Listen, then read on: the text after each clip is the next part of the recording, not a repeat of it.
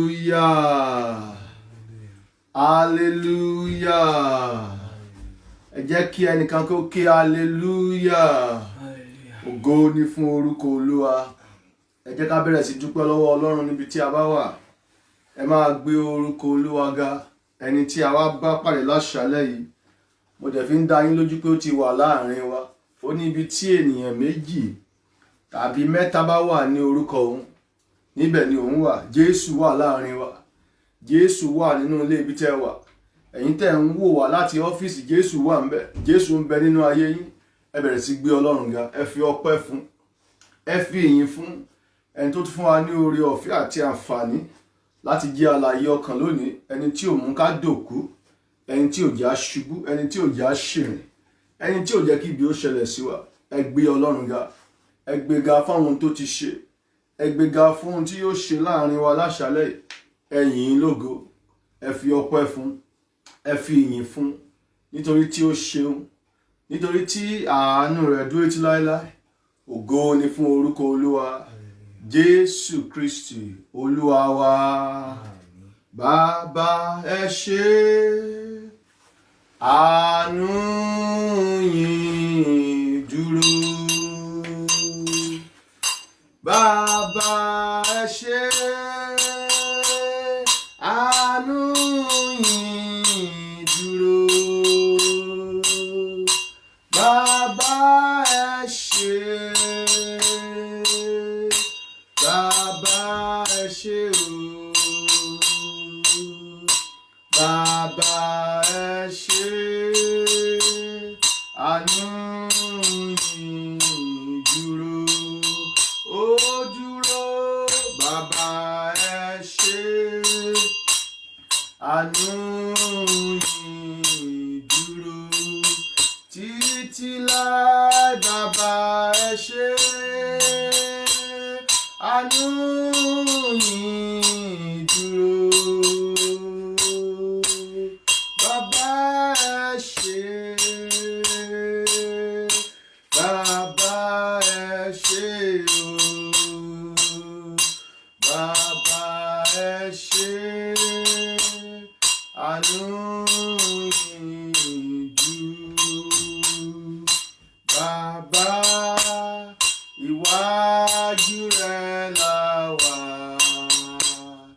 iwájú rẹ la wà. Ẹ̀mí mímọ́, àwa fẹ́ rí ọ. Alágbára gíga o Bàbá, iwájú rẹ la wà, iwájú rẹ la wà. Àwa fẹ́ rí ọ. Bàbá wa ọ̀run o Bàbá, iwájú rẹ la wà, iwájú rẹ la wà. Èmi fẹ́ rí ọ. Bàbá o Bàbá, iwájú rẹ la wà, iwájú rẹ la wà. Àwa fẹ́ rí ọ. Ẹ sọ fún Ọlọ́run láṣálẹ́ yìí, Olúwa mo fẹ́ rí ọ. Olúwa bá mi pàdé. Ẹ bẹ̀rẹ̀ sí gbàdúrà. Olúwa mo fẹ́ rí ọ. Olúwa bá mi pàdé. Olúwa bá mi pàdé. Olúwa bá mi pàdé. Olúwa bá mi pàdé. Ní àṣálẹ́ yìí, Olúwa bá mi pàdé. Mo fẹ́ rí ọ lórúkọ Jésù Kristi. Olúwa bá mi pàdé. Arúgbó ọjọ́ bá mi pàdé. Mo wà níwájú rẹ láṣálẹ́ yìí. Olúwa bá mi pàdé. Olúwa fi ọ̀rọ̀ mi ṣe ìyanu. Ògo ni fún orúkọ Olúwa. Jésù Kristi Olúwa wa. Àmín.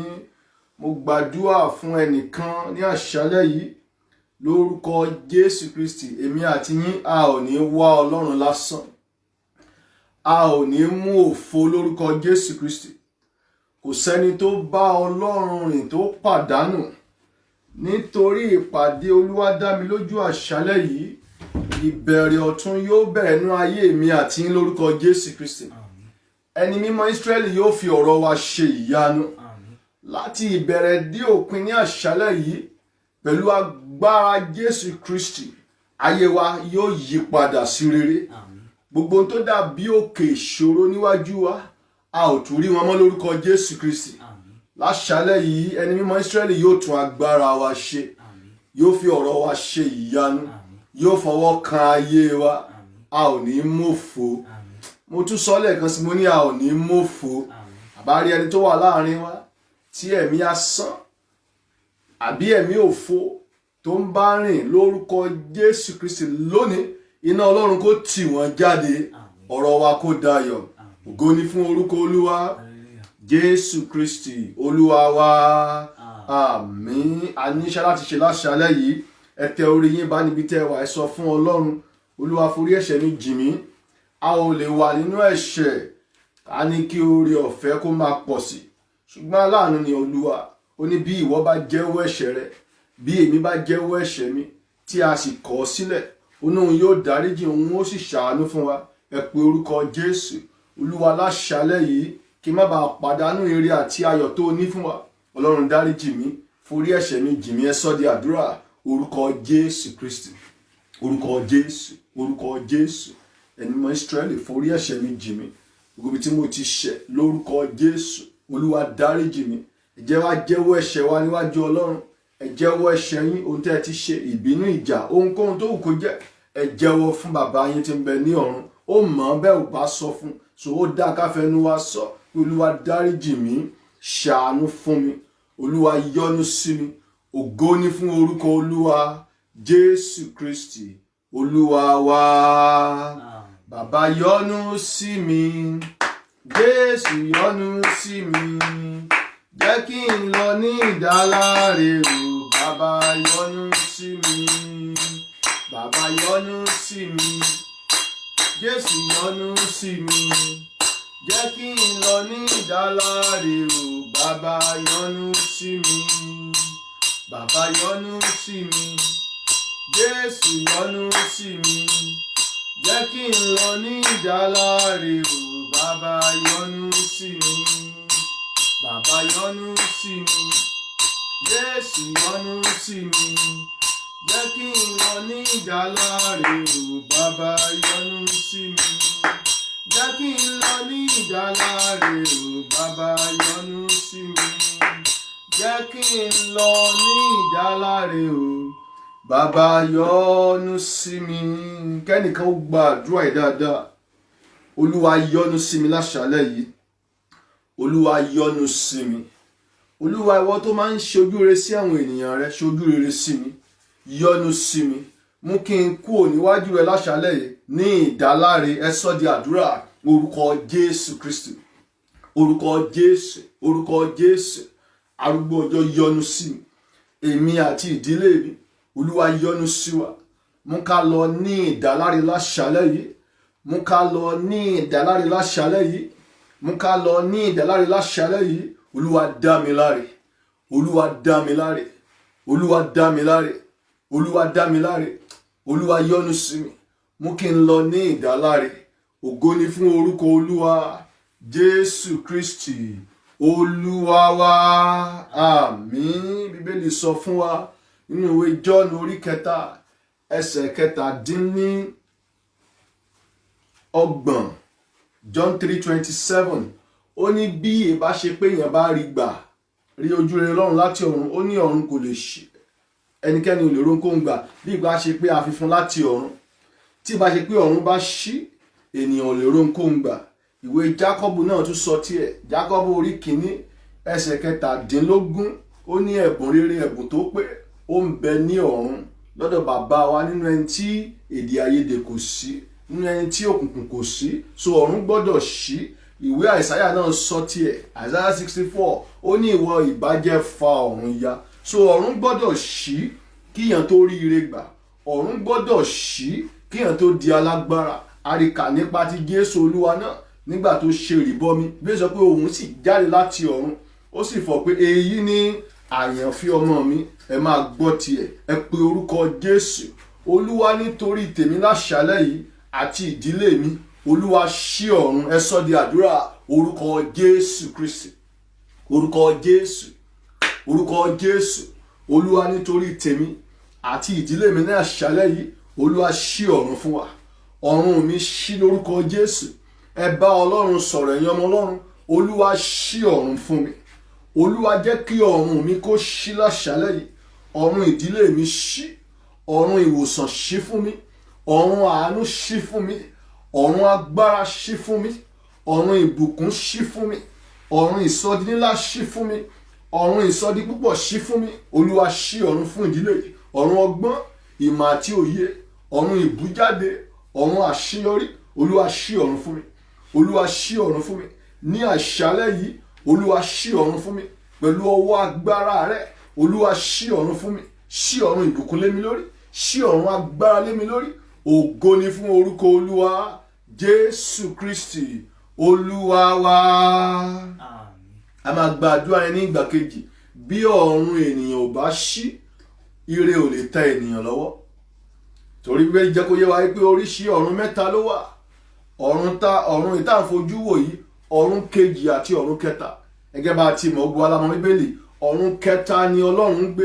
Dó Ọlọ́run ń gbé inú wa, ẹ̀mí ni Ọlọ́run. Ṣùgbọ́n gẹ́gẹ́ bí ọ̀rọ̀ Ọlọ́run, ọ̀run kẹta ni Ọlọ́run wà. Ṣùgbọ́n ọ̀run kejì ibẹ̀ ni àwọn alágbára ayé wà, àwọn ẹlẹ́yẹ, àwọn òkùnkùn.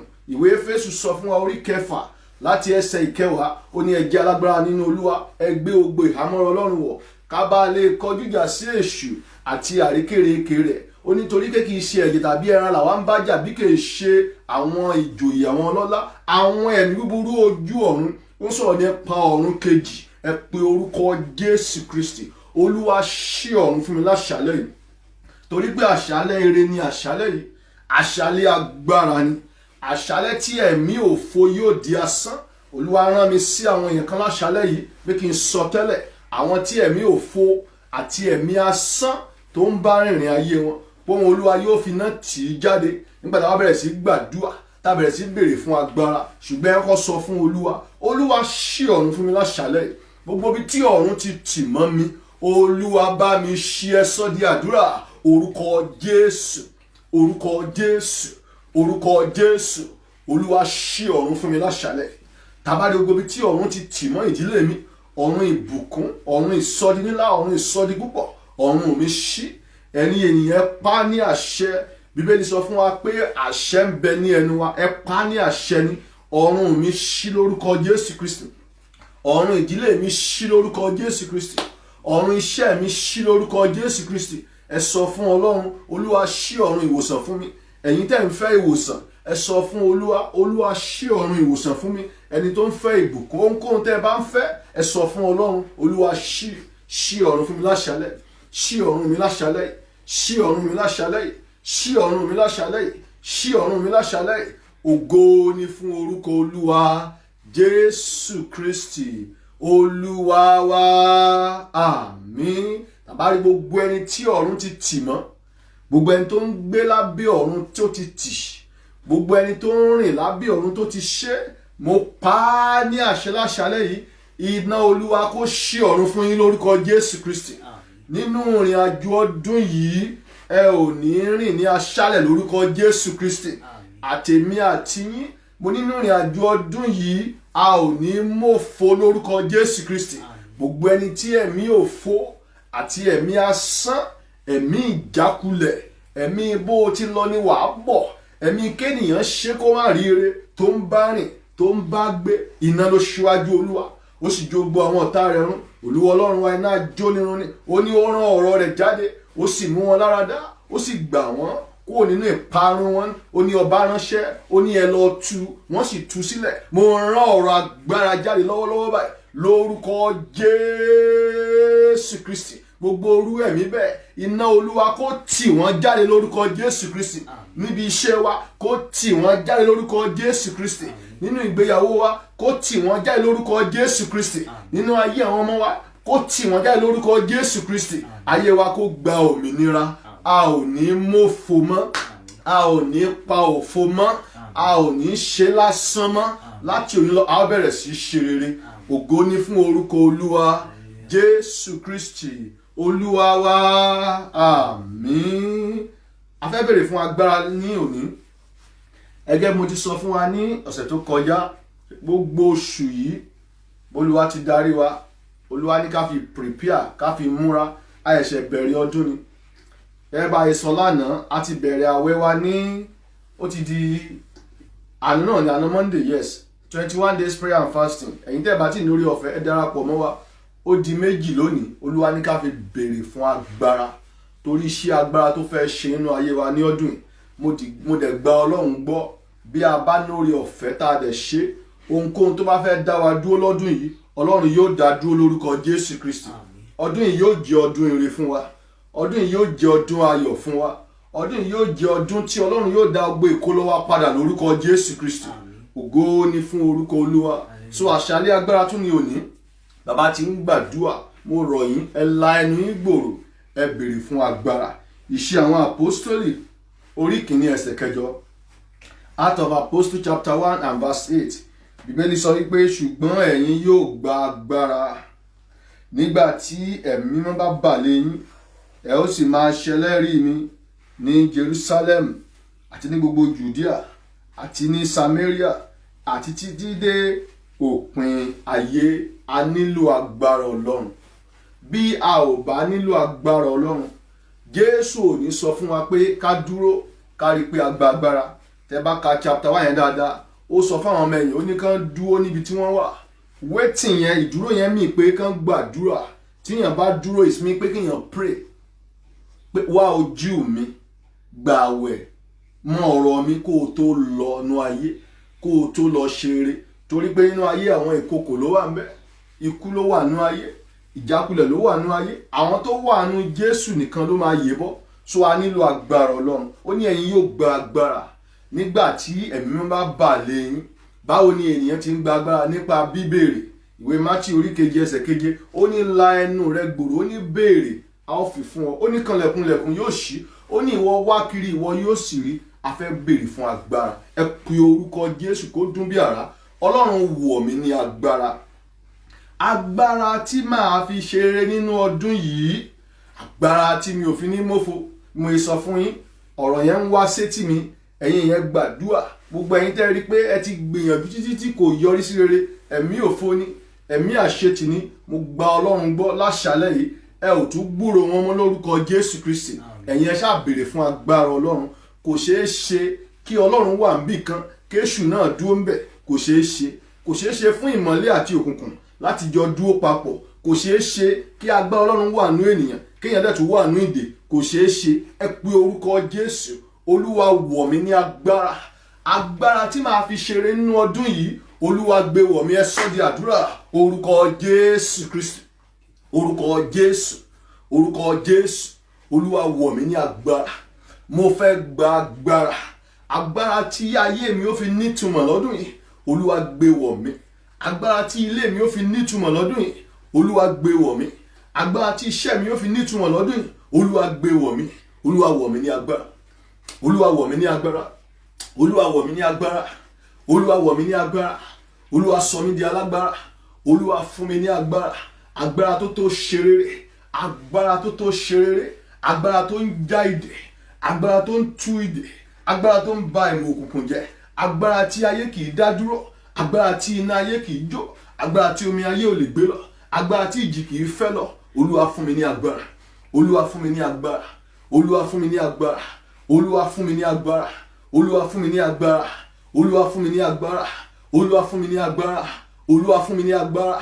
Ògo ni fún orúkọ Olúwa Jésù Kristi Olúwa wa. Lórúkọ Olúwa ní àṣálẹ́ yìí, èmi àti yín a ó rí agbára gbà lórúkọ Jésù Kristi.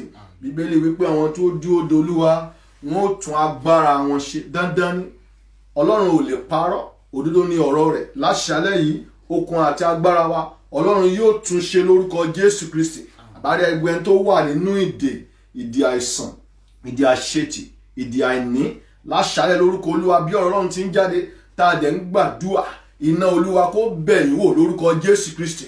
Gbogbo ìdè tá a fojú rí, ètà ò fojú rí, kó bẹ̀rẹ̀ sí já lórúkọ Jésù Kristi. Àbárí ẹni tá a kàn mọ́gi, àbárí ẹni tá a so mọ́lẹ̀, ohunkóhun tí wọ́n gbé sí i lọ́rùn, ẹni tí wọ́n gbé aṣọ àgbà wọ̀, ẹni tí wọ́n da ọ̀nà rẹ̀ rú, mo rán iná Olúwa jáde lónìí. Ẹ gba ìtúsílẹ̀ lórúkọ Jésù Kristi. Bíbélì sọ fún mi pé níbi tí ẹ̀mí Ọlọ́run bá wà, níbẹ̀ ni ìtúsílẹ̀ wà, níbẹ̀ ni ìdáǹdè wà. Ní àṣálẹ́ lórúkọ Olúwa, ẹ gba ìtúsílẹ̀, ẹ gba ìtúsílẹ̀, ẹ gba ìgbàlà, ẹ gba ìrọ̀rùn, ẹ gba ìgbélórísókè, ẹ gba ayọ̀ lórúkọ Jésù Kristi. Ògo ni fún orúkọ Olúwa. À ń lọ ní ìgbà kejì. Gbàgbára rẹ̀ wọ̀ mí, ayé agbára la wà yìí o. Agbára tí pa ayé ò lè ká. Jésù Kristi gbàgbára rẹ̀ wọ̀ mí. Sọ mí dá alágbára o. Gbàgbára rẹ̀ wọ̀ mí. ayé agbára la wà yìí o, agbára tí pa ayé ò lè pa. Jésù Kristi gbára rẹ̀ wọ̀ mí, sọ mí dá lágbára o, gbára rẹ̀ wọ̀ mí. Ayé agbára la wà yìí o, agbára tí pa ayé ò lè ká. Jésù Kristi gbára rẹ̀ wọ̀ mí. Ẹ̀yin ọmọ Ọlọ́run, ẹ já béèrè fún agbára kan ṣoṣo tí ipá ayé ò lè ká ní agbára Ọlọ́run. Agbára ayé a máa súnkó, ewé a máa súnkó, egbò a máa súnkó, ṣùgbọ́n bí èèyàn bá rí agbára Ọlọ́run gbà, kì í bàjẹ́, bẹ́ẹ̀ ni kì í gbàbọ̀dẹ̀. Ẹ pe orúkọ Jésù Kristi. Ọlọ́run wọ̀ mí ní agbára tí ọwọ́ ayé ò fi ní ká mi, agbára tí ọwọ́ òkùnkùn ò fi ní ká mi, agbára tí ìrìn àjò ayé mi ò fi ní dàrú, agbára tí mi ò fi ní mọ́fo. Olúwa gbé wọ̀ mí, ẹ sọ di àdúrà. Orúkọ Jésù Kristi, orúkọ Jésù, orúkọ Jésù. Olúwa gbé agbára rẹ wọ̀ mí. Ayé mi nílò agbára rẹ, agbára tí orí rẹ kì í gbàbọ̀dẹ̀, agbára tí ibi kì í ṣẹlẹ̀ sí, agbára tí ayé ò lè ta lọ́fà, agbára tí ọwọ́ ayé ò lè ká, agbára tó tó ṣe rere, agbára tó tó dìde. Olúwa wọ̀ mí ní agbára, wọ ilé mi ní agbára, wọ iṣẹ́ mi ní agbára, kún mi fún agbára, kún mi fún agbára, kún mi fún agbára, kún mi fún agbára, kún mi fún agbára, kún mi fún agbára, kún mi fún agbára, kún mi fún agbára, kún mi fún agbára, kún mi fún agbára, kún mi fún agbára. Olúwa dira agbára fún, Olúwa rọ̀ mí ní agbára, Olúwa rọ̀ mí ní agbára, Olúwa rọ̀ mí ní agbára, Olúwa rọ̀ mí ní agbára. Ògo ni fún orúkọ Olúwa. Jésù Kristi Olúwa wa. Àdúrà yìí wà fún ẹnìkan. Ẹ pe orúkọ Jésù Kristi. Agbára tó máa ń de ìbọ̀dè òru. Lùwà ní ẹnìkan wà láàrin wa, òru náà máa ń mí sí, ọ̀tá wá wọn á mí sí. Tó bá ti jí láàárọ̀ kò sí ní tó lè ṣe, kò lè yọrí sí ire, wọ́n ti mí sí lóru. Ìmísí òkùnkùn nínú ayé àwọn ènìyàn. Ẹ pe orúkọ Jésù. Olúwa fún mi ní agbára tó ń de ìmísí òru ní ìbọ̀dè, agbára tó ń de ọ̀tá, agbára tó ń de ìmísí òru. Olúwa gbé wọ̀ mí, ẹ sọ di àdúrà. Orúkọ Jésù Kristi, orúkọ Jésù, orúkọ Jésù. Olúwa wọ̀ mí lágbára, èmi àti ìdílé mi àti ìdáwọ́lé wa gbogbo. Agbára tó ń de ìmísí òru ní ìgbèkùn, agbára tó ń de ọ̀tá ní ìgbèkùn. Lórúkọ Jésù. Olúwa gbé wọ̀ wá, Olúwa gbé wọ̀ wá, Olúwa gbé wọ̀ wá, Olúwa gbé wọ̀ wá, Olúwa gbé wọ̀ wá, Olúwa gbé wọ̀ wá, Olúwa gbé wọ̀ wá, Olúwa gbé wọ̀ wá. Rọ̀ wá ní agbára, kún mi fún agbára, rọ̀ wá ní agbára, kún mi fún agbára, rọ̀ wá ní agbára, kún mi fún agbára, rọ̀ wá ní agbára. Olúwa rọ̀ wá ní agbára, agbára tó ṣẹ́gun ìbọ̀dè òru, agbára tó ṣẹ́gun ìmísí òru, agbára tó ju ayé lọ, agbára tó ju òkùnkùn lọ, agbára tó tó ṣe rere, agbára tọ́wọ́ ènìyàn ò lè ká, agbára tí kò lè pa, agbára àṣeyọrí, agbára Ọlọ́run kún inú mi, agbára Ọlọ́run wọnú ilé yìí wá. Ògo ni fún orúkọ Olúwa. Jésù Kristi Olúwa wa. Kẹ́ni nìkan gbàdúrà láṣálẹ́ yìí. Ọkùnrin kan wà láàrin wa, pílà òkùnkùn ló wà níwájú ẹ̀, pílà wà níwájú ẹ̀, pílà yẹn is black, òkùnkùn ni. Olúwa ní tó bá ti lọ, tó bá ti kan pílà yẹn, á tún padà sẹ́yìn, á tún bẹ̀rẹ̀ again. Tó bá ti lọ, pílà yẹn ló tún máa kàn. Ọ̀rọ̀ ẹni yẹn dàbí David àti Gòláyàtì ni. Fún 40 ọjọ́ ni Gòláyàtì fi dúró níwájú ọmọ Ísírẹ́lì pé ẹ ò ní lọ. Àbí nígbà tí èèyàn bá dúró tí ò jẹ́ kẹ́nìyàn kan lọ, kò sí progress ní nǹkan nìyẹn túmọ̀ sí.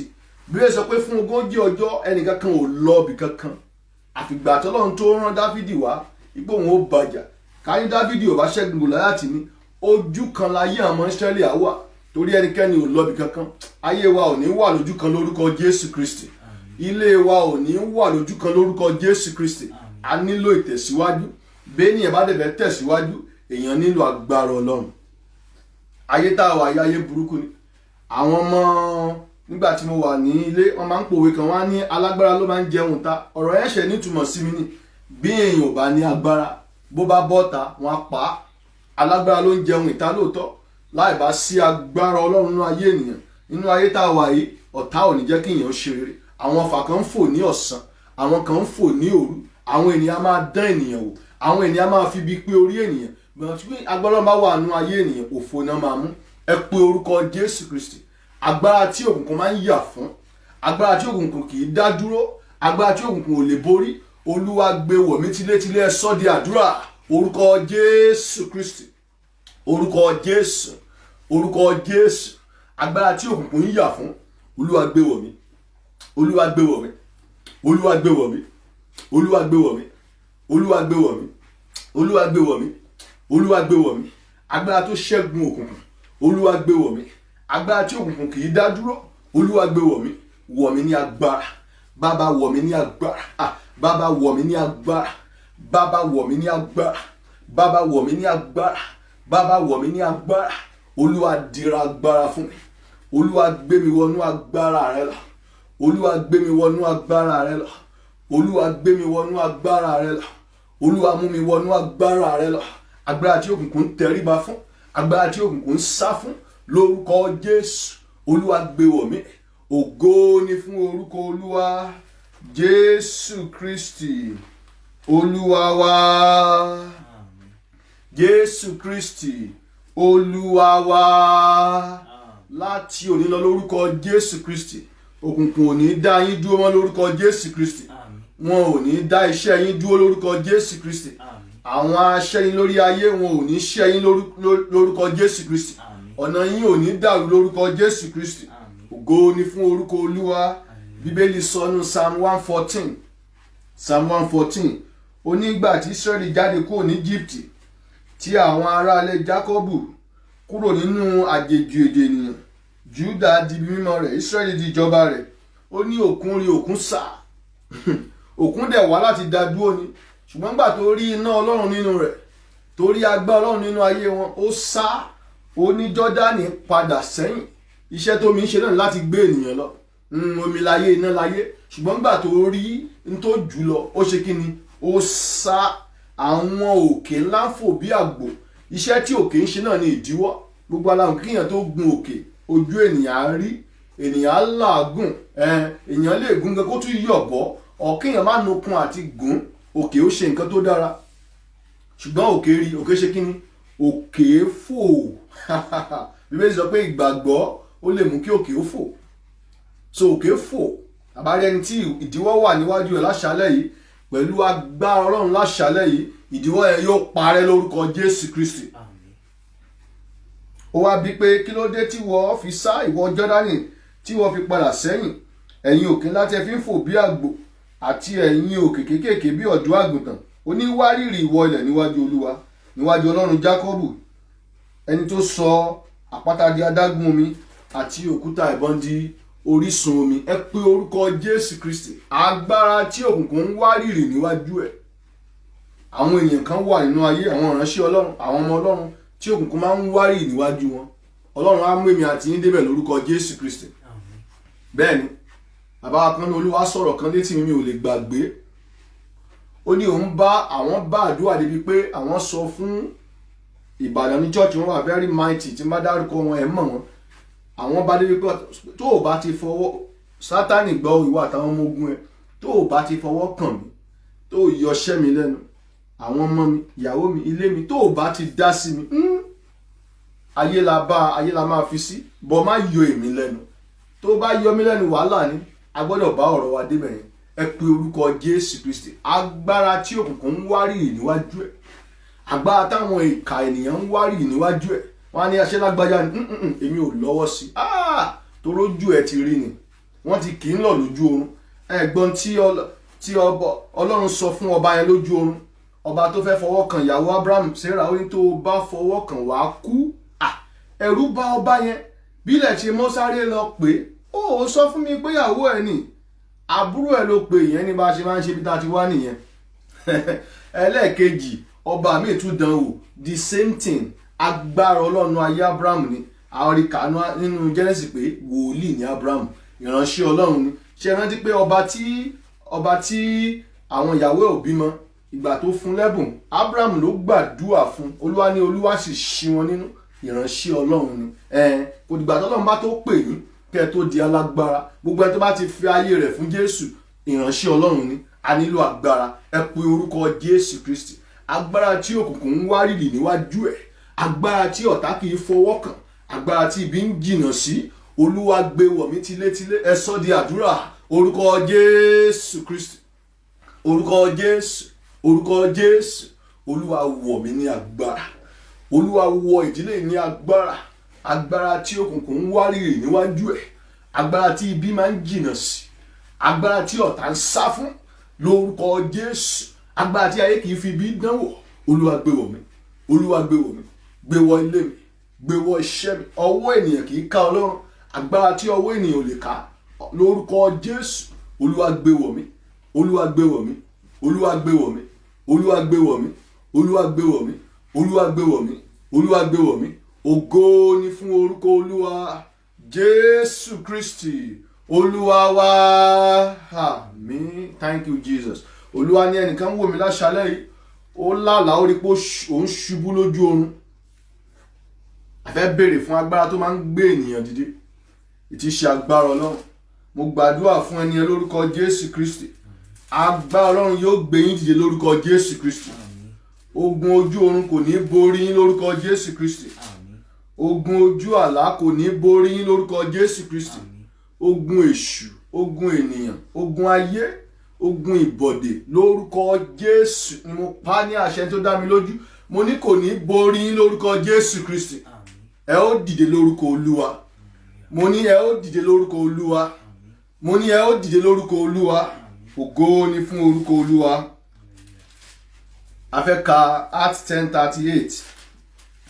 Ibi tá à ń lọ láṣálẹ́ yẹn gan nìyẹn o. Agbára ni ó ní ká béèrè fún. Bá a ṣe máa ṣe nìyẹn through January. Agbára Ọlọ́run. Agbára Ọlọ́run. Agbára Ọlọ́run. Acts 10:38. Àní Jésù Kristi ti Násárẹ́tì, bí Ọlọ́run ti dá ẹ̀mí mọ́ àti agbára lé lórí. Mo like Yorùbá yẹn. Tẹ́ bá ka English ẹ̀ kò sọ̀rọ̀ nípa orí. Ó kàn sọ pé how God anointed Jesus of Nazareth with Holy Spirit, with Holy Ghost and with power, who went about. That's all. But Yorùbá yẹn really explain yẹn bí Ọlọ́run ti dá ẹ̀mí mọ́ àti agbára lé lórí. Nígbà tí mo ń kà lọ́sàn-án mo get ibẹ̀ yẹn, ẹ̀mí Olúwa fẹ́ kí n mú wọn kan bẹ̀.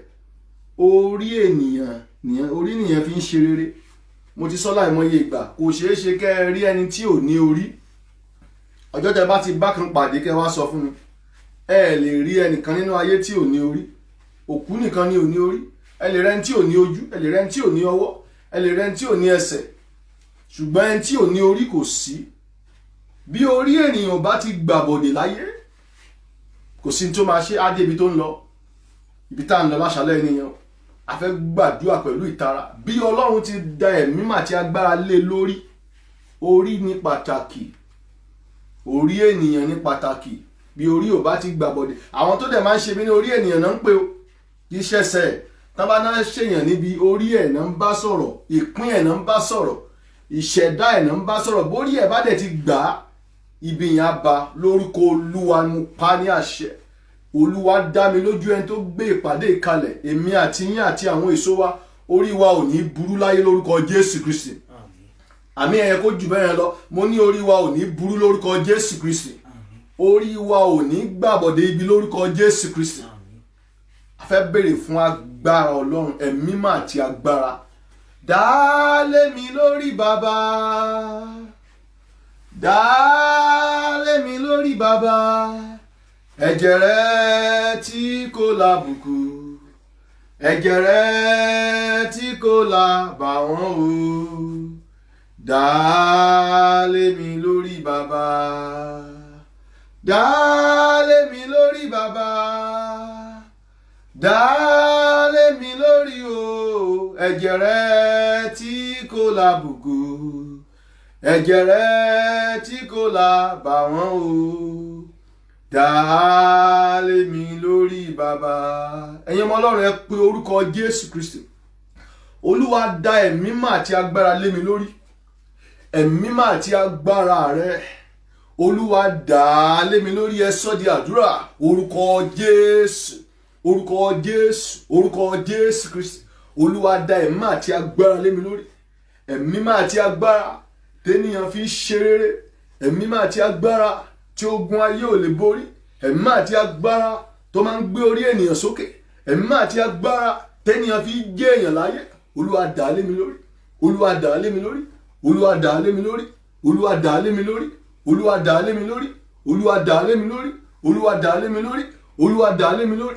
Olúwa wọ̀ mí ní agbára, wọ̀ mí ní agbára tí orí mi ò fi ní gbàbọ̀dẹ̀, tí orí wọn ò fi ní gbàbọ̀dẹ̀.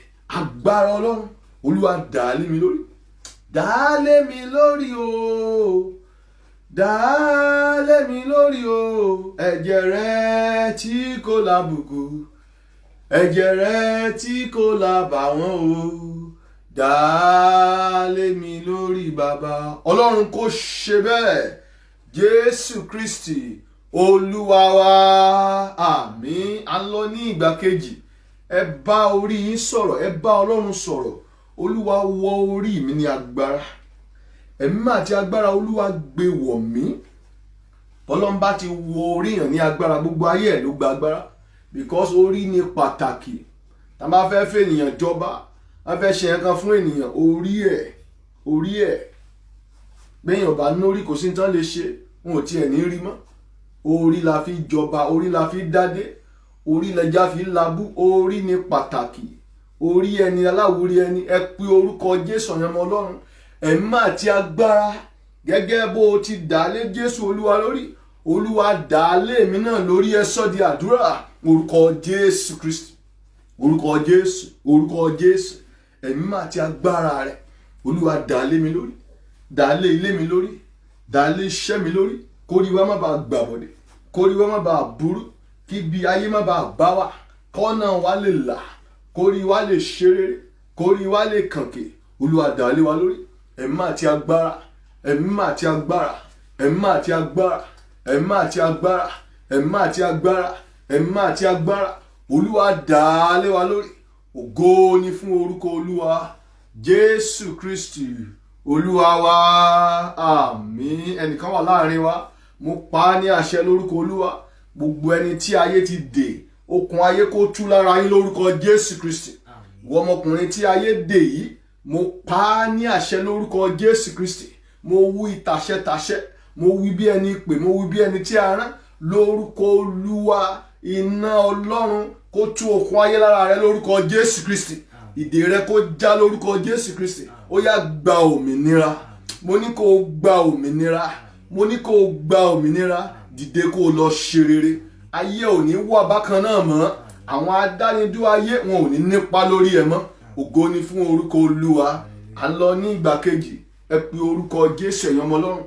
Lọ́run rìn kọjá láàrin wa. Ẹ̀mí ni Ọlọ́run ní bí ẹ̀yin bá gbàgbọ́, ẹ̀yin yóò rí ojú rere Ọlọ́run. Olúwa wọ̀ mí ní agbára, olúwa wọ orí mi ní agbára, olúwa wọ ìpín mi ní agbára. Ẹ̀mí àti agbára rẹ olúwa dà á lé mi lórí. ẹ sọ di àdúrà. Orúkọ Jésù Kristi, orúkọ Jésù, orúkọ Jésù Kristi. Ẹ̀mí àti agbára rẹ olúwa dà á lé mi lórí, olúwa dà á lé ilé mi lórí, olúwa dà á lé iṣẹ́ mi lórí. Ẹ̀mí àti agbára dà á lé àwọn ọmọ wa lórí, dà á lé mi lórí, dà á lé mi lórí. Ẹ̀mí àti agbára, ẹ̀mí àti agbára, ẹ̀mí àti agbára. Olúwa dà á lé mi lórí. Olúwa wọ̀ mí ní agbára, agbára tí ojú ò lè tì, agbára tó ṣeré, agbára tẹ́nikẹ́ni ò lè dá dúró, agbára tó gun ayé ò lè borí, agbára tó wọ ayé ò lè kà. Lórúkọ Jésù, olúwa gbé wọ̀ mí, olúwa gbé wọ̀ mí, olúwa gbé wọ̀ mí, olúwa gbé wọ̀ mí. Ògo ni fún orúkọ Olúwa. Jésù Kristi olúwa wa, àmín. Ẹ̀yin ọmọ Ọlọ́run, ọ̀rọ̀ Ọlọ́run yè títí láéláé. Òdodo dẹ̀ ni ọ̀rọ̀ Ọlọ́run, ọ̀rọ̀ rẹ̀ kì yóò lọ láìṣẹ. Tẹ́ bá wo Numbers 23:23, ó ní gbọ́ láti òní lọ, èpè tàbí àṣàsí kì yóò ran ìdílé Ísírẹ́lì mọ́. Àwa ló ń bá wí, ṣùgbọ́n èèyàn nílò agbára Ọlọ́run. Ẹ má jẹ́ atanra wa jẹ. Láì bá sí agbára Ọlọ́run ayé ènìyàn, èpè lè pa ènìyàn. Mo ti rí ẹni tán fi èpè parí, mo ti rí ẹni tán fi àṣàsí parí, mo ti rí ẹni tán sọ ní ẹ̀ta, mo ti rí ẹni tó sùn tó pariwo yé tí ẹ̀jẹ̀ dẹ̀ ń yọ lára ẹ̀ látojú oorun. èmi ti gbọ́ rí pé ẹnìkan sùn ìgbà tó máa jí kò dẹ̀ sí eyín lẹ́nu ẹ̀ mọ́. Mo ti gbọ́ ọ̀rọ̀ obìnrin kan tó sùn rí tí wọ́n dẹ̀ ti gé gbogbo irun orí ẹ̀ lọ. Mo ti gbọ́ ẹni tó sùn rí obìnrin tí ò sí ọyàn láyé ẹ̀ mọ́. Ayé wà, ṣùgbọ́n ayé ò ní mú yín lórúkọ Jésù Kristi. Mo ní ayé ò ní mú yín lórúkọ Jésù Kristi. Ayé ò ní mú mi lórúkọ Jésù Kristi. Ẹni tó bá ní agbára Ọlọ́run nìkan òun lórí ọ̀nà àbáyọ. Ìdí nìyẹn tẹ́ fi rí àwọn èèyàn tán wọnú ẹgbẹ́ ayé. Ìdí nìyẹn tẹ́ fi rí àwọn èèyàn tán sáré kiri. Ayé ò ṣeé gbé lásán. Yorùbá bọ̀ wọ́n ní àràgbé láyé, òótọ́ náà ń sọ. A nílò agbára Ọlọ́run. Ẹ ò lè wà láì ní agbára Ọlọ́run. Ọgbọ́n ìwé kò tó gbé ayé tá à ń sọ yìí. Ìmọ̀ ẹni nìkan ò tó gbé ayé tá à ń sọ yìí. Àfi kéèyàn kún fún agbára Ọlọ́run. Wọ́n ó fì yín, bẹ́ẹ̀ ni wọ́n bá wa jà, ṣùgbọ́n wọn kì yóò borí nítorí pé èmi wà pẹ̀lú yín. Agbára Ọlọ́run. Ó nínú ayé ẹ̀yin yóò rí ìpọ́njú, ṣùgbọ́n ẹ tújú ká mo ti ṣẹ́gun ayé. Agbára Ọlọ́run. Ó ní ọ̀pọ̀lọpọ̀ ní ìpọ́njú olódodo, ṣùgbọ́n nínú gbogbo wọn èmi yóò gbà wọ́n. Agbára Ọlọ́run. Kò sí ohun tí a lè dá ṣe tí ìbá ṣe pé Ọlọ́run bá wà nípa tiwa. Ó ní ìbá ṣe pé Ọlọ́run tó wà nípa tiwa kí làwọn ọba máa wí ní 2021? Ọ̀tá ò bá yọ̀ wá. Ó ní omi wọn ni ìbá borí wa, agbéraga omi ò bá bò wá mọ́lẹ̀. Agbára Ọlọ́run. Ẹ pe orúkọ Jésù Kristi. Agbára tí omi ayé ò lè borí, agbára tí iná ayé ò lè jó, agbára tí àṣírí rẹ̀ ò lè tú, agbára tí ayé ò lè fi rúbọ. Olúwa gbé wọ̀ mí, ẹ̀mí mímọ́ àti agbára rẹ. Olúwa gbé wọ̀ mí. Ẹ sọ di àdúrà. Orúkọ Jésù Kristi. Orúkọ Jésù. Orúkọ Jésù. Olúwa wọ̀ mí ní agbára rẹ. Ẹ̀mí mímọ́ àti agbára. Olúwa dà á lé mi lórí. Gẹ́gẹ́ bí Ọlọ́run ti dá ẹ̀mí mímọ́ àti agbára lé Jésù Olúwa lórí. Olúwa dà á lé mi náà lórí. Ẹ̀mí mímọ́ àti agbára rẹ. Olúwa dà á lé mi lórí. Olúwa dà á lé mi lórí. Olúwa dà á lé mi lórí. Olúwa dà á lé mi lórí. Olúwa dà á lé mi lórí. Olúwa dà á lé mi lórí.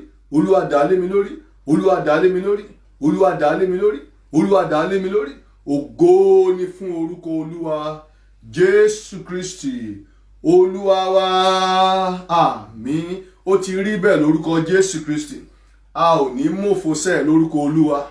A ò dẹ̀ ní pàdánù lórúkọ Olúwa. A ò ní ṣe àṣetìmọ́ lórúkọ Olúwa. Ẹ̀mí wa ò ní sọnù lórúkọ Olúwa. Ayé wa ò ní yípo lójú kan náà lórúkọ Olúwa. Mo ní ayé wa ò ní wà bákan náà mọ́ lórúkọ Jésù Kristi. Ògo ni fún orúkọ Olúwa. Ẹ wo ibi tó kù nínú Acts 10:38 yẹn.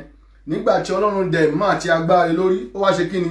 Ẹni tí ń kiri ṣe oore, tí ń ṣe dídára gbogbo àwọn tí èṣù ń pọ́n lójú, nítorí pé Ọlọ́run wà pẹ̀lú ẹ̀.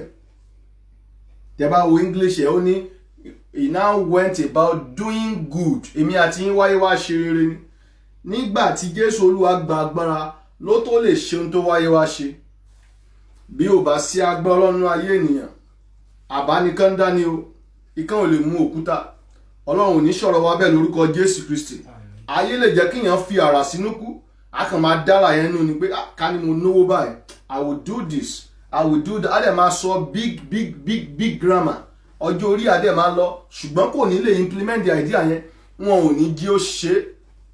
Kò ní yí òun gan bí ò ṣe ṣe. Bẹ́ẹ̀ ni. Ṣùgbọ́n pẹ̀lú agbára Ọlọ́run, àrà rere tá a ní nínú, a ó ṣe. A fẹ́ sọ fún Ọlọ́run. Agbára tí màá fi ṣeré lọ́dún yìí, Olúwa gbé wọ̀ mí. Bẹ́ẹ̀nìyàn bá ti gba agbára, ohun tó tẹ̀lé ní ìtẹ̀síwájú. Wọn ò lè dá èèyàn dúró. Kò sẹ́ni tó ń dá alágbára dúró. Kò sí. Bíbélì gan sọ, oníṣẹ́ lè wọnú ilé alágbára láti pé èèyàn kọ́ dé. Ó sọ̀rọ̀ nípa alágbára òkùnkùn gan nìyẹn o. Even òkùnkùn, àwọn tó ti gba agbára ayé, if you want to fight them, first ni pé ẹ kọ́kọ́ dè wọ́n. Kẹ́ tó lè kó ẹrù yín nínú ilé ẹ̀.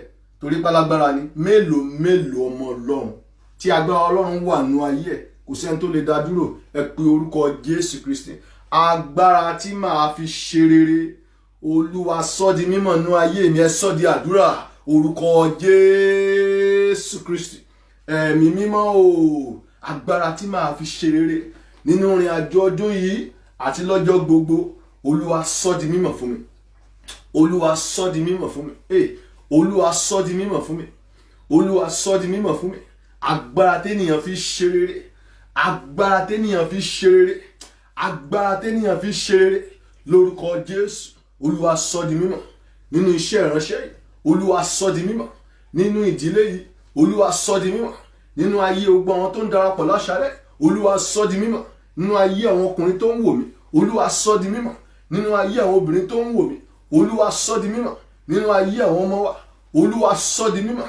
Ògo ni fún orúkọ Olúwa Jésù Kristi Olúwa wa.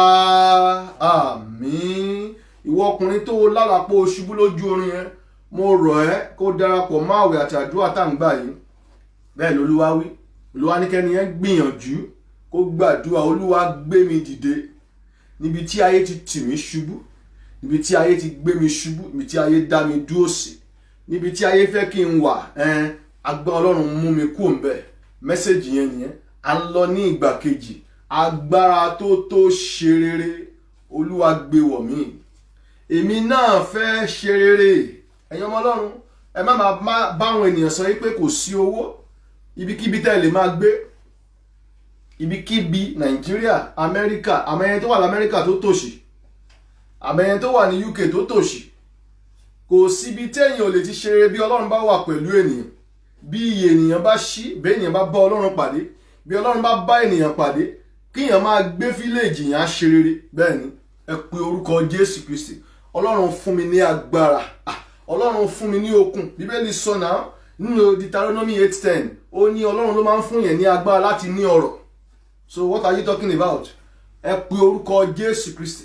Agbára tó ṣe rere, Olúwa gbé wọ̀ mí. Ẹ sọ di àdúrà. Orúkọ Jésù Kristi. Orúkọ Jésù. Orúkọ Jésù. Olúwa fún mi ní agbára tó ṣe rere. Agbára téèyàn fi dá ohun rere ṣe. Agbára téèyàn fi dá ohun rere ṣe. Olúwa gbé wọ̀ mí. Olúwa gbé wọ̀ mí. Olúwa gbé wọ̀ mí. Olúwa gbé wọ̀ mí. Olúwa gbé wọ̀ mí. Olúwa gbé wọ̀ mí. Olúwa gbé wọ̀ mí. Agbára téèyàn fi ṣe rere. Olúwa gbé wọ̀ mí. Olúwa gbé wọ̀ mí. Olúwa gbé wọ̀ mí. Èmi náà fẹ́ ṣe rere. Olúwa sọ mí di alágbára. Àní mi náà fẹ́ tayọ. Olúwa sọ mí di alágbára. Agbára tí wọn kì í dá dúró. Agbára tí wọn kì í bì ṣubú. Agbára tí wọn kì í fà sẹ́yìn. Agbára tí wọn kì í yọ lẹ́nu. Agbára tí wọn ò lè borí. Olúwa gbé wọ̀ mí. Olúwa gbé wọ̀ mí. Olúwa gbé wọ̀ mí. Ògo ni fún orúkọ Olúwa Jésù Kristi Olúwa wa. Àmín. Ẹ̀yin ọmọ Ọlọ́run, ẹ gbọ́ testimony méjì yìí. Revelation 12:11, ó ní aṣẹ́gun dragoni náà nípa ẹ̀jẹ̀ ọ̀dọ́ àgùntàn àti nípa ọ̀rọ̀ ẹ̀rí ẹnu wọn. Testimony is very powerful. Testimony máa ń mú kí ẹlòmíì gbàdúrà. Testimony máa ń mú kí iye ènìyàn ó ṣí. Ayé yìí ṣe ayé lásán o. Ìṣayé tí yẹn gbọ́dọ̀ fi yẹpẹrẹ mú. Ẹni tí yẹ̀ bá ṣí tó dẹ̀ mọ̀ pé ọjọ́ orí òun lọ. Story yìí méjì ní, ìkan ò dá ìkan dá. Àwọn ọkùnrin méjì ń ṣiṣẹ́ báǹkì. Àwọn ayé wọn lọ dá ẹnìkan wò. Àwọn tó máa ń fi nǹkan gba oògùn gbowó lọ́wọ́ ènìyàn. Ẹni tí mò ń sọ yìí ó lọ ẹ̀wọ̀n o. Kò mọ̀gbà tó san owó yẹn jáde. Owó tí ó yẹ kó san jáde ní UK bí ó san jáde, bọ́ọ̀ yẹn lọ ẹ̀wọ̀n. Ìkan ṣẹlẹ̀ Nàìjíríà, ẹni yẹn fẹ́ dánrú ẹ̀ wò. Ó fẹ́ fògùn gbowó, ẹni yẹn sọ fún pé ó kéré. Nígbà tẹni tó fẹ́ dán yẹn wò bọ́ta, ó dẹ̀ ya wèrè. Nínú ayé yìí náà ni. Ìkan ní agbára Ọlọ́run, nǹkan ò tí agbára Ọlọ́run ò tí dàbí inú ayé ẹ̀. Ẹni tó máa dán yín wò ní sọ fún yín pé òun fẹ́ dán yín wò. Yorùbá bọ̀ wọ́n ní àgbọ́n tó ẹni tó ń ṣọ́ ènìyàn. Àwọn kan ń ṣọ́ yín, àwọn kan ń ṣọ́ mi. A ò dẹ̀ lè dá ara wa ṣọ́. Ohun tá a nílò ní agbára Ọlọ́run. Àwọn kan máa fi òrùka sára, máa fi kíní kan. Gbogbo yẹn ò necessary. Ó máa ń sunko. Ṣé tó bá ti gbàgbé òrùka ò dẹ̀ lè jáde mọ́? Agbára Ọlọ́run ni tó bá ti wà nú ènìyàn, tẹ́mi ẹ̀ wà nú ayé yín, a máa bá yín sọ̀rọ̀. Ó lè ní má jáde, ó lè ní gbábí, ẹ lè gbábí tán dúró sí, kò sí ní tí wọ́n ó ṣe, ẹ kọjá lára. Kò sẹ́ni tó máa ń mú afẹ́fẹ́. Ẹ pe orúkọ Jésù Kristi. Ọlọ́run wọ̀ mí ní agbára tí màá fi rin ìrìn àjò ayé mi ní àrìnyọrí àti àrìnyege. Ẹ sọ di àdúrà. Orúkọ Jésù Kristi. Orúkọ Jésù. Orúkọ Jésù Kristi. Ẹni mímọ́ Ísírẹ́lì, Olúwa wọ̀ mí ní agbára. Èmi àti ìdílé mi. Agbára tá a fi rin ìrìn àjò ayé wa ní àrìnyọrí. Agbára tí ọ̀tá kì í dà láàmú. Agbára tó máa ń gbani lọ́wọ́ amúnisìn. Agbára tó ṣe rere. agbára tó tó dìde, agbára tó tó tayọ, agbára tí èèyàn fi ń nísinmi. Olúwa gbé wọ̀ mí, Olúwa gbé wọ̀ mí. Agbára tó gun ilé ò lè borí, agbára tó gun ìdílé ò lè borí, agbára tẹ́ṣẹ̀ ò lè borí, agbára tí ọfà kì í bà. Olúwa gbé wọ̀ mí, Olúwa gbé wọ̀ mí, Olúwa gbé wọ̀ mí, Olúwa gbé wọ̀ wá. Ró ilé wa ní agbára, kún wa fún agbára, kún wa fún agbára. Ògo ni fún orúkọ Olúwa Jésù Kristi Olúwa wa. Lórúkọ Olúwa ni mo gbàdúrà nínú ìrìn àjò ọdún 2021 yìí, èmi àti yín a ó ṣeré lórúkọ Jésù Kristi. Ọdún ire wa ní lórúkọ Jésù Kristi. Ohun rere ò dẹ̀ ní kú mọ́ wa lọ́wọ́ lórúkọ Jésù Kristi. Mo ní ohun rere ò ní bàjẹ́ lọ́wọ́ wa lórúkọ Jésù Kristi. Àbárí ẹni tí ò ṣe rere rí, ẹni tí wọn ò kí kú oríire rí láàrin wa láti òní lọ, láti ọdún lọ, wọn ó bẹ̀rẹ̀ sí kí yín kú oríire lórúkọ Jésù Kristi. Mo pa á ní àṣẹ lórúkọ Olúwa. Gbogbo ẹni tí ogun ìdílé, ogun ìran, ogun ọmọ wa ní tí wọn ò jẹ́ kó jẹ́ èèyàn látòní lọ, ẹ gba ìsinmi, ẹ gba ìtúsílẹ̀. Mo ní kẹ́ ẹ gba ìtúsílẹ̀ lọ́wọ́ ogun ìran, lọ́wọ́ ogun òru, lọ́wọ́ ogun ilé, lọ́wọ́ ogun ìpìlẹ̀. Ọlọ́run kó tú yín sílẹ̀. Mo ní Ọlọ́run kó tú yín sílẹ̀. Gbogbo agbára òru tó ń bẹ àwọn ènìyàn wò kán fara gba idà lórúkọ Jésù Kristi. Gbogbo ìmísí òru, ògèdè òru, àṣàsí òru, àránsí òru nínú ayé ẹ̀yin ènìyàn yìí àtèmi tí mò ń gbàdúrà, mo ní kán fara gba idà lórúkọ Jésù Kristi. Ọdún yìí yóò pè yín, ọdún yìí yóò san yín sí rere. Mo ní ọdún ayọ̀ lọ́dún yìí, ọdún ìrọ̀rùn dẹni. Ògo ni fún orúkọ Olúwa Jésù Kristi Olúwa wa. Àmín. Thank you, Lord. Ká tó gba àwọn àdúrà tó kù báyìí ni Olúwa wí o. Olúwa ní kí n sọ fún ẹ̀yin tí ẹ kì í san ìdámẹ́wàá wípé bí ẹ ò bá fẹ́ kí ọdún yìí kó dàbí àwọn ọdún tẹ́ ti lò sẹ́yìn, kí ẹ bẹ̀rẹ̀ sí san ìdámẹ́wàá. Ègbé ni fún ẹni tó wí nígbà tí Ọlọ́run ò wí. Tàbí ẹ̀yin tí ẹ kì í san ìdámẹ́wàá pé. Torí Ọlọ́run ọdún yìí ó dá mi lójú ni, ohun tó dá mi lójú ni pé ọdún ayọ̀ wa ni. A ò ṣe 21 days prayer and fasting nínú ministry. Ọdún yìí la bẹ̀rẹ̀. Ó dẹ̀ sọ pé ká máa ṣe lọ́dọọdún. It has become our annual program by the grace of God. So mo rọ̀ wá, ẹ̀yin tẹ́ bá ti fi ayé yín fún Jésù, ẹ má yẹ kóhunkóhun kó jọ yín lójú. Ẹni tó rán ọmọ rẹ̀ wá sáyé tó fún yín ní ọmọ tiẹ̀, ohun tó dáa jù ó filẹ̀. Kò yẹ kó sí nǹkan tó gbọ́dọ̀ tóbi jù lọ́wọ́ èmi àti yín láti fún Ọlọ́run. Bàárẹ̀ tó wà láàrin wa tí ò tí ì fa ayé rẹ̀ fún Ọlọ́run, àǹfààní ló tún ṣí sílẹ̀ ní àṣálẹ́ yìí. Èmi àti yín ṣàrí ohun tó ṣẹlẹ̀ nínú ayé. Jésù Olúwa lè dé nígbàkúgbà. Àpẹẹrẹ pé ó ń bọ̀, àpẹẹrẹ pé ọ̀rọ̀ rẹ̀ jóòtọ́ ló ń tà ń rí inú ayé lónìí. Ta ló mọ̀ páyé lè di tó dì lónìí? Ó dẹ̀ tún lè burú jù bẹ́ẹ̀ lọ. Kì í ṣèpè, torí kò sẹ́ni tó ń gbàdúrà fún ayé. Ìjọ ni Ọlọ́run ń gbàdúrà fún. Ẹ tó bá yẹ ti fayé ẹ̀ fún Ọlọ́run, á ní ìjọ tó ń lọ. Mo rọ arákùnrin yìí, mo rọ ìwọ arábìnrin kó fi ayé ẹ̀ fún Jésù lónìí. Kó má bàa jìyà, kó má bàa ṣègbé. Torí èṣù ò rán anybody níṣẹ́, èṣù ò bẹ́ ẹnikẹ́ni ṣeré, èṣù ò náànú. Ọlọ́run nìkan ni Ọlọ́run aláàánú, nìkan ló máa ń ṣàánú fún ènìyàn. O ò ní wọ ìgbèkùn lórúkọ Jésù Kristi. Fi ayé ẹ̀ fún Ọlọ́run kó o dẹ̀ máa sìn. Àwa tá lè ti fi ayé wa fún Ọlọ́run ní area ìdámẹ́wàá, mo rọ̀ yín, ẹ gba ọ̀rọ̀ Ọlọ́run gbọ́ lẹ́nu mi láṣálẹ́ yìí.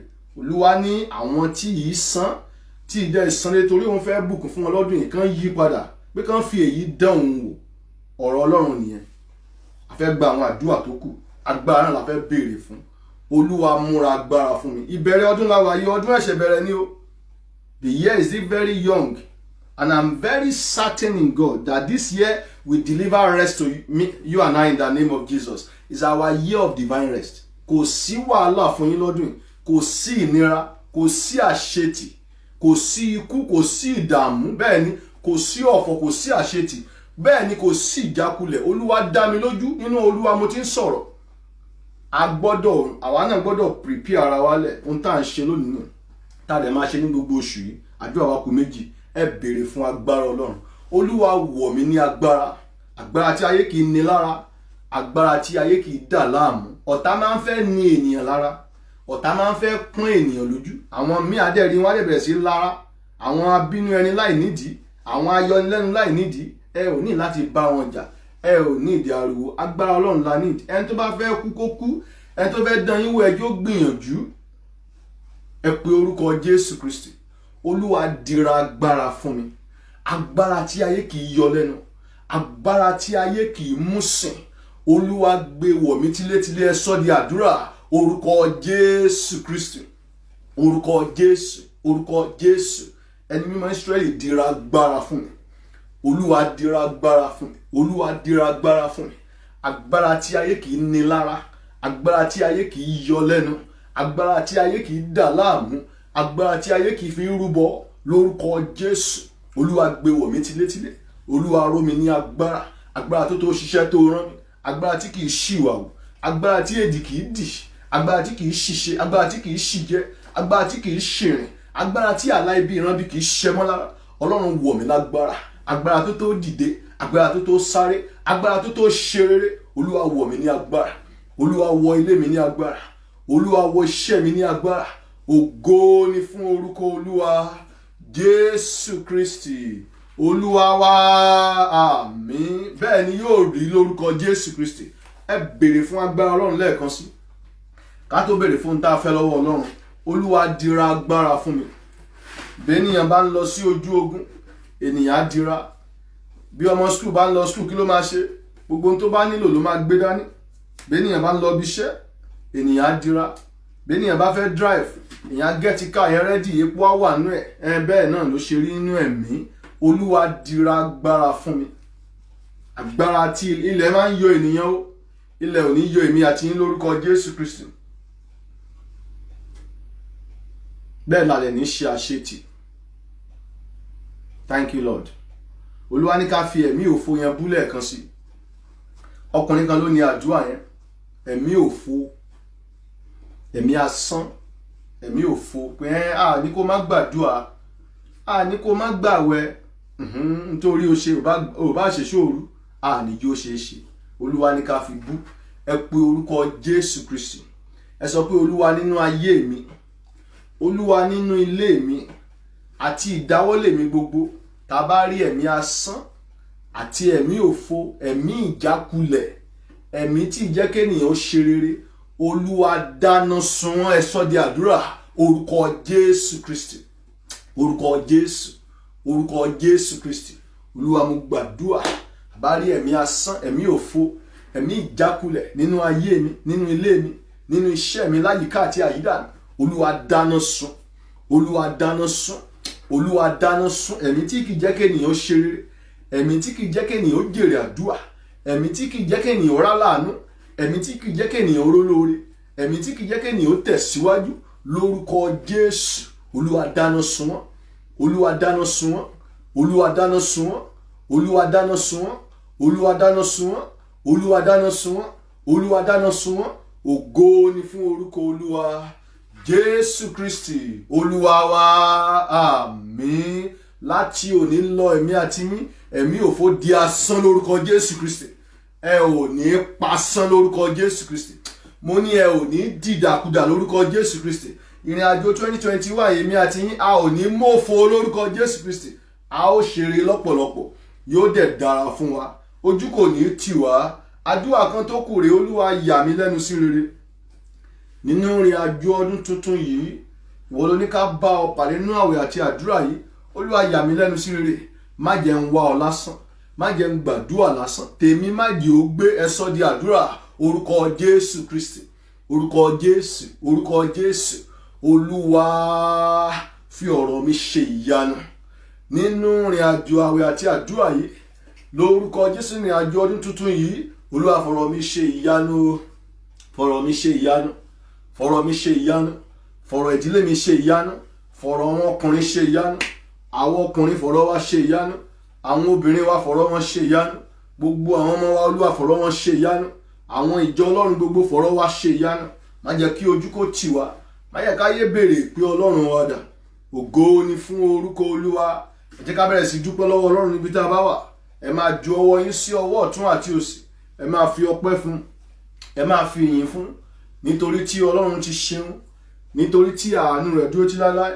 Ó ti já ìdè láàrin wa, ó rán ohùn rẹ̀ sí wa, ó tú àṣírí èṣù, ó ba ìmọ̀ ọ̀tá jẹ́, ó ti lọ níwájú yín, ó ti la ọ̀nà níbi tí ayé sọ pé kò sí ọ̀nà, ó ti gé gbogbo àwọn kẹ̀kẹ́ irin, ó ti pin ọ̀tá nípa lórí yín, ó ti ṣí ọ̀run fún wa. Ẹni tó ṣubú lójú oorun ó ti gbé dìde, ó ti bà ìmọ̀ òkùnkùn jẹ́. Ẹ gbé Ọlọ́run ga, ẹ yìn torí pé ó máa ń gbọ́ àdúrà, torí pé alágbára ni.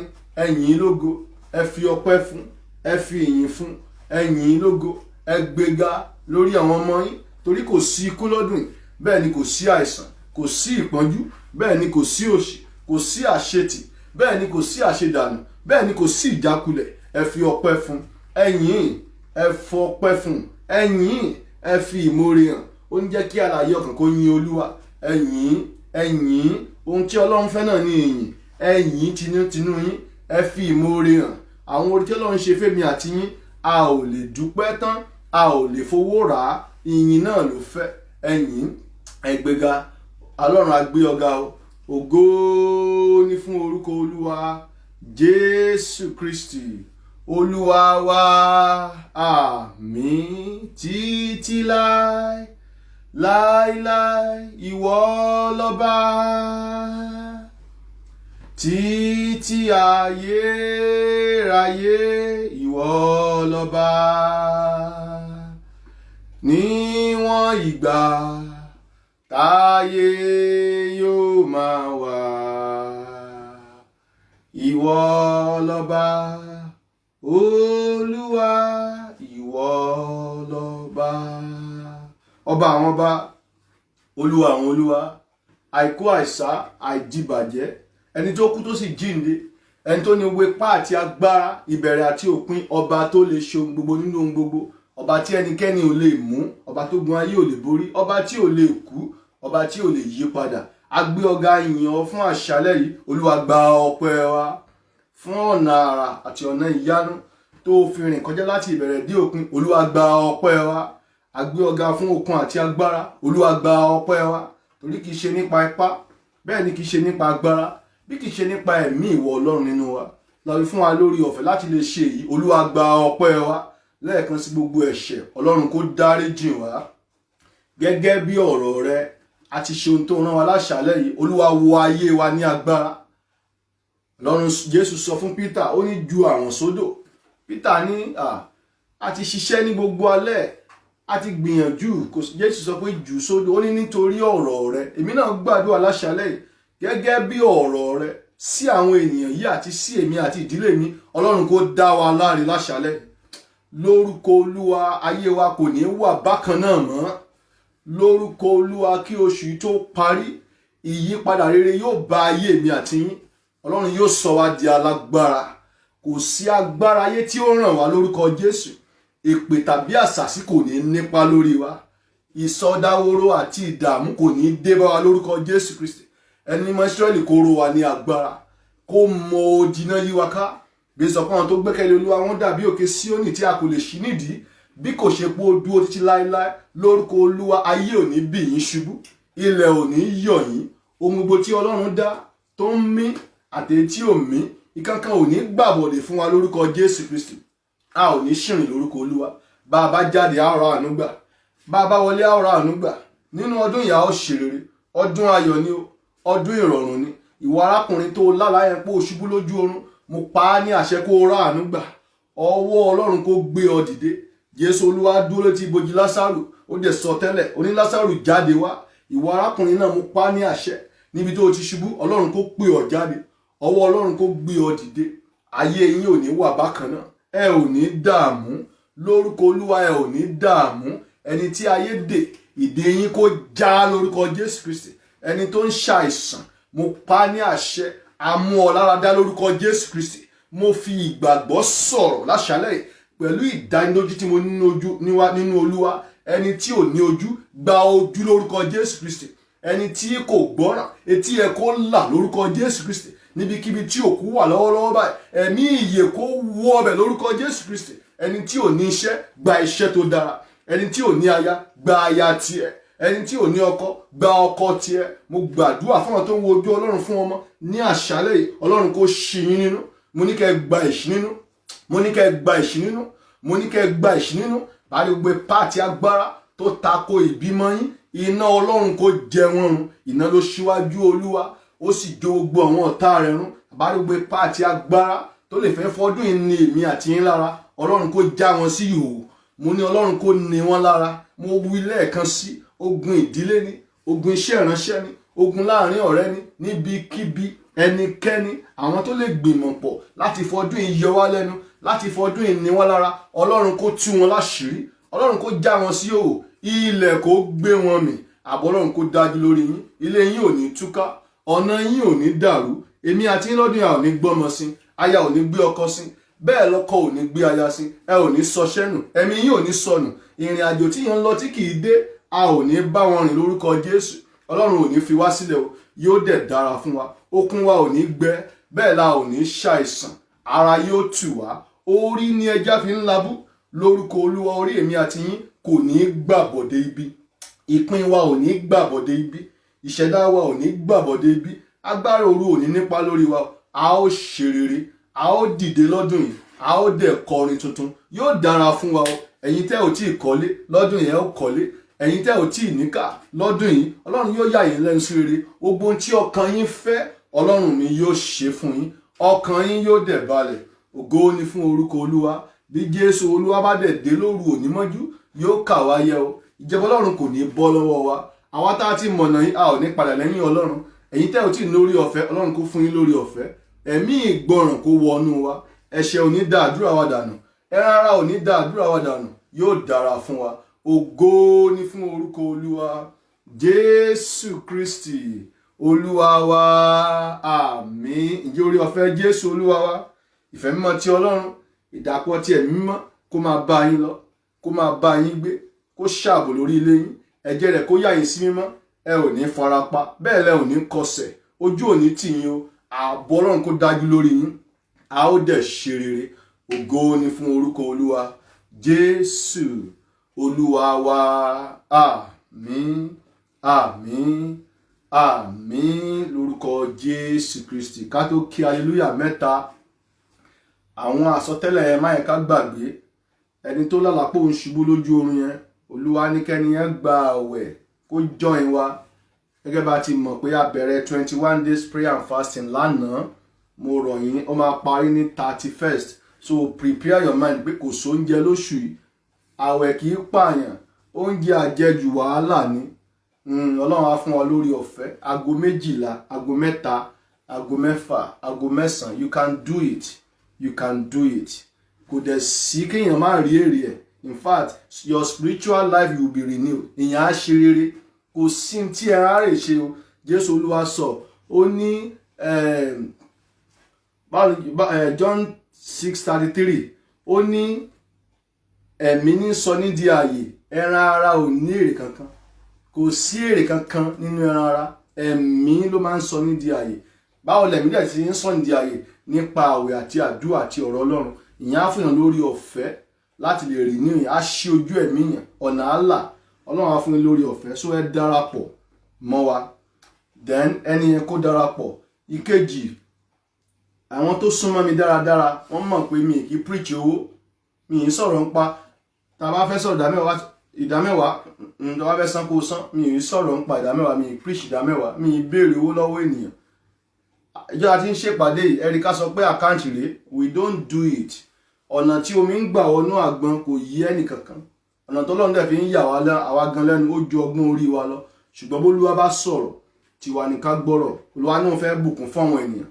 Òun fẹ́ gbé àwọn ènìyàn ga lọ́dún yìí pé ọdún ìrọ̀rùn ni fún àwọn tó súnmọ́ wa ní iṣẹ́ ìránṣẹ́ yìí àti àwa tá à ń darí wọn, pé kí n sọ fún àwọn ènìyàn kán máa san ìdámẹ́wàá. Pàápàá àwọn tí ìsan tán lè ń ṣiṣẹ́ àtẹni tí ìsan pé kàtígórì kan náà jọ wà.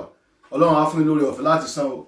Èṣù ò ní di yín létí lórúkọ Jésù. Ire ò ní bọ́mọ yín lọ́wọ́. Yóò dára fún wa. Mo gbàdúrà fún gbogbo ọmọ wa. Ààbò Ọlọ́run kó dájú lórí wọn o. Ọlọ́run kó ṣàmìyè sí wọn lára.